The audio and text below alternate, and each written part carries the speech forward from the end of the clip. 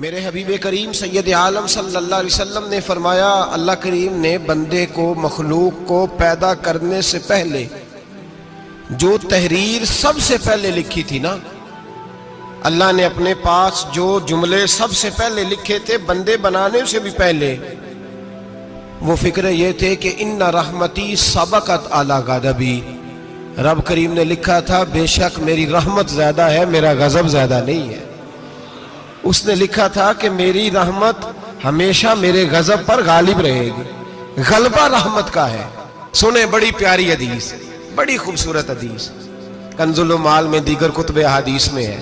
حضرت ابو ہریرہ رضی اللہ تعالیٰ عنہ فرماتے ایک بابا جی نبی پاک کی بارگاہ میں آئے، اور جب وہ واپس جانے لگے تو میں نے عمر پوچھی تو عمر تھی 96 سال۔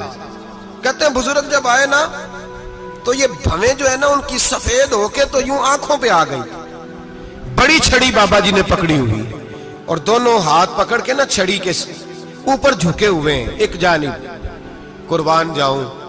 کہتے ہیں جب وہ بزرگ مسجد میں داخل ہوئے تو میرے رسول نے کھڑے ہو کے استقبال فرمایا، کھڑے ہو، اور نبی کریم صلی اللہ علیہ وسلم نے آگے بڑھ کے بابا جی کو بازو سے پکڑا اور بٹھایا۔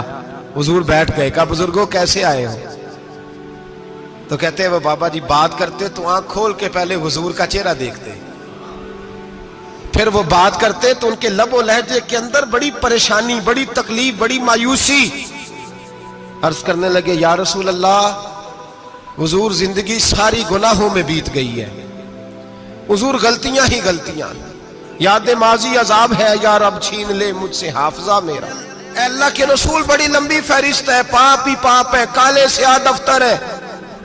یا رسول اللہ صلی اللہ علیہ وسلم جب پلٹ کے دیکھتا ہوں حضور مجھے نیکی دکھائی نہیں دیتی۔ حضور اس عمر میں آپ کا ایک صحابی ملا ہے، اس نے بات سمجھائی ہے تو تھوڑا خیال آیا ہے، لیکن یا رسول اللہ صلی اللہ علیہ وسلم اب میرا وجود بیکار ہو گیا ہے، حضور بوڑھا ہو گیا ہوں۔ تین باتیں کہیں بزرگوں نے اور نرالی کہیں، کہنے لگے یا رسول اللہ صلی اللہ علیہ وسلم، حضور اب تو میری کمر بھی سیدھی نہیں ہوتی کہ میں نماز ہی صحیح ادا کر سکوں، بوڑھا ہو گیا ہوں۔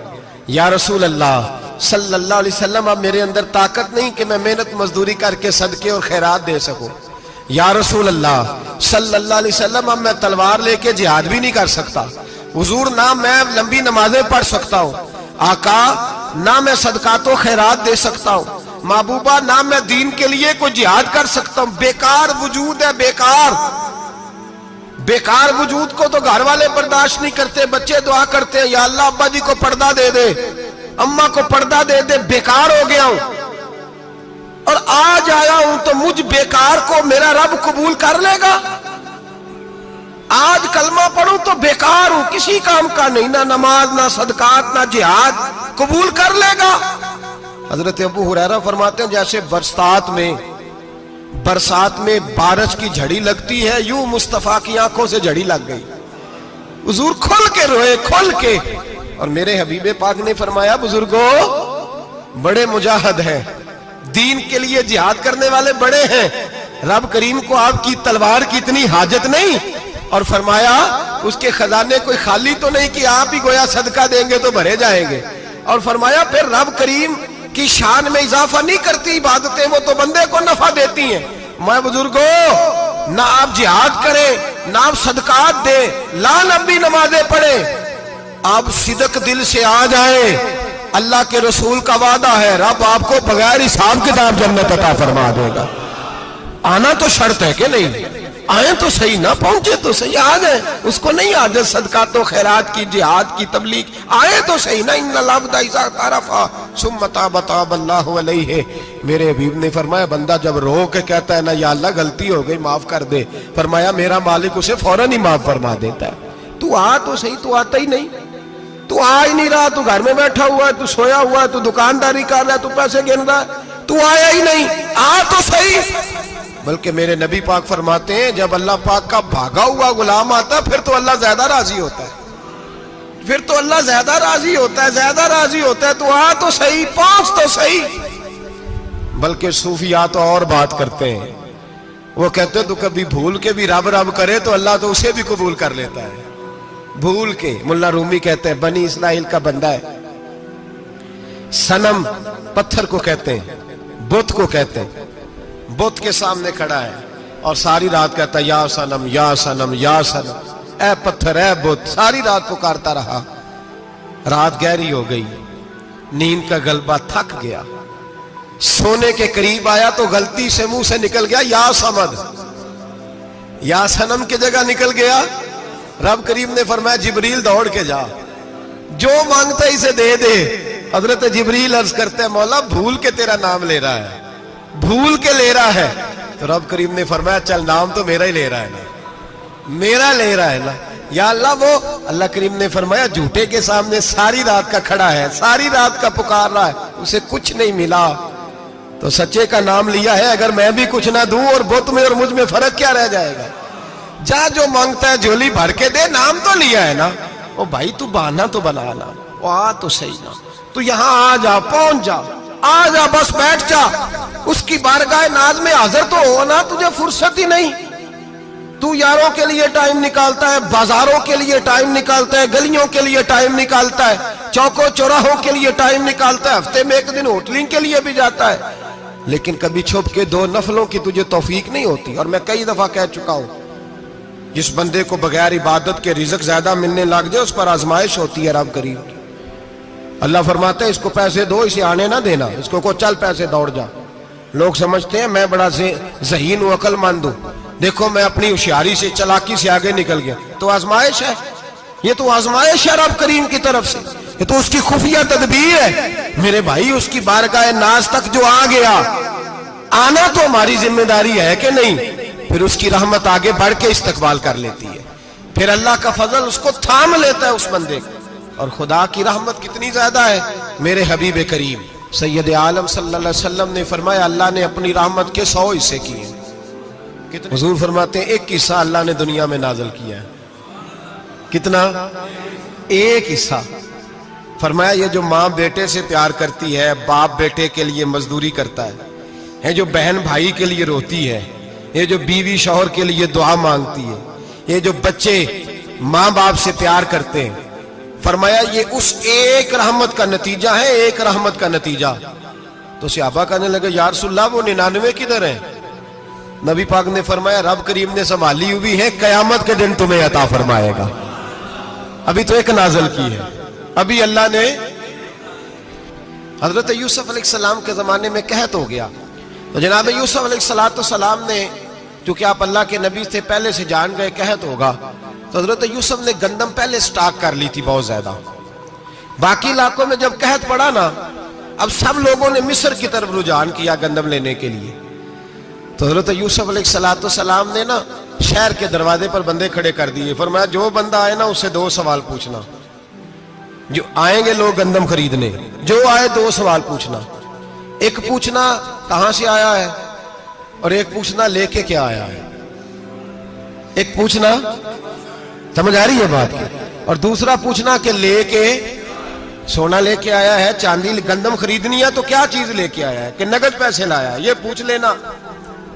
जो आए 2 बातें पूछना। एक पूछना कहां से आया है और दूसरा पूछना क्या।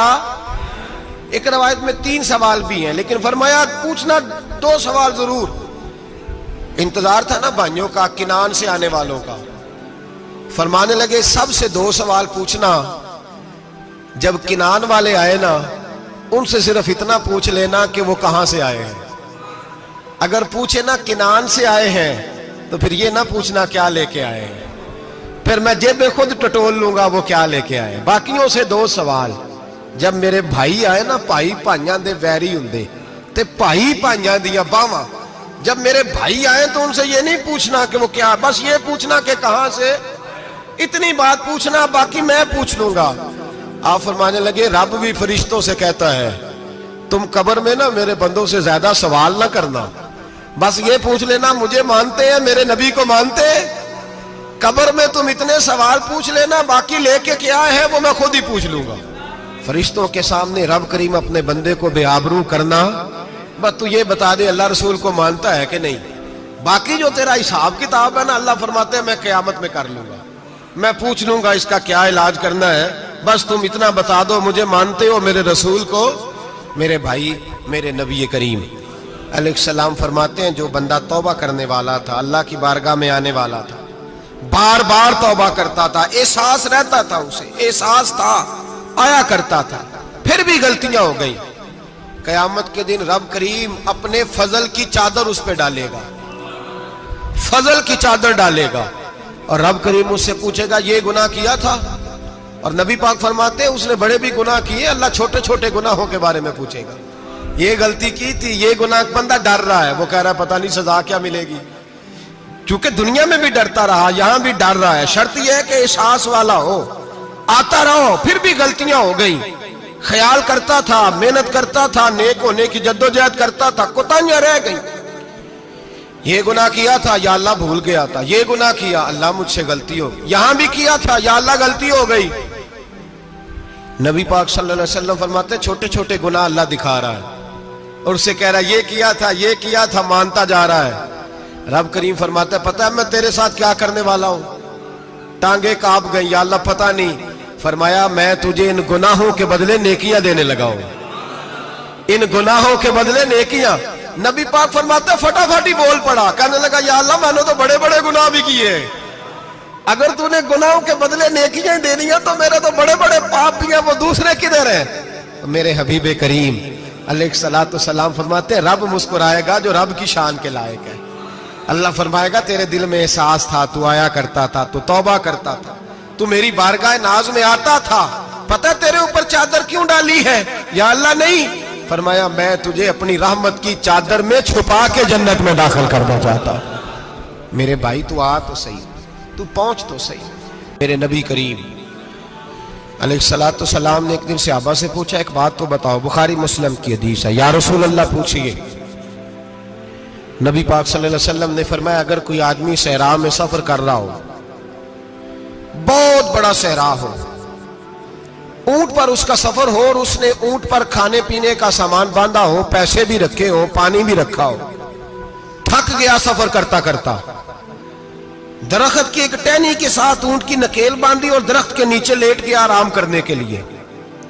اللہ کے حبیب فرماتے ہیں اچانک اس کی آنکھ لگ گئی، جب جاگا تو اس نے دیکھا کہ اونٹ تو غائب ہو گیا ہے، اب نہ کھانا ہے، نہ پانی ہے، نہ پیسے ہیں، اور صحرا بڑا لمبا ہے، پیدل سفر بھی نہیں کر سکتا۔ تھوڑا سا ڈھونڈا، پھر موت کا انتظار کرنے لگا، سوچنے لگا اب موت آئے گی، اب مر جاؤں گا۔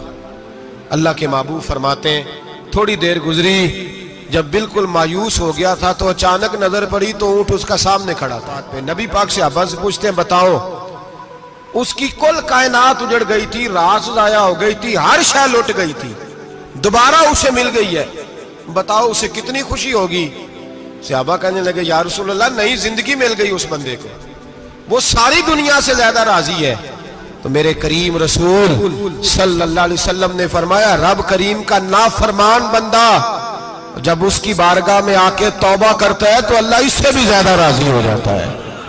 نافرمان جب آ کے کہتا ہے یا اللہ معاف کر دے، آئندہ نہیں کرتا، میں اللہ تو راضی ہو جاتا ہے۔